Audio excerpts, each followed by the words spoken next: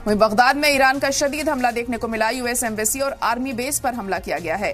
तो बगदाद में भी ईरान का हमला सामने आया है। यूएस एम्बेसी पर हमला किया गया है, आर्मी बेस पर हमला हुआ है। वो तमाम मुल्क जिन्होंने एयरबेस दिया अमेरिका को, वहां पर भी अटैक्स जारी हैं ईरान के जरिए। और बगदाद से भी इस वक्त की बड़ी खबर, यहां पर अटैक हुआ है।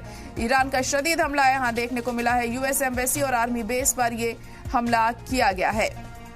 तो बगदाद में भी ईरान ने हमला किया है। शदीद हमला बगदाद में देखने को मिला। इससे पहले कल भी बगदाद पर अटैक हुआ था और एक बार फिर यहां पर अटैक हुआ है। यूएस एम्बेसी पर यह अटैक किया गया, आर्मी बेस पर भी अटैक किया गया है। तो वो तमाम खाड़ी मुल्क जो अमेरिका की मदद करते हुए दिखाई दे रहे हैं ईरान को, उन्हें भी बख्शने के मूड में ईरान नहीं नजर आता है और उसी के चलते बगदाद पर भी यह अटैक किया गया है।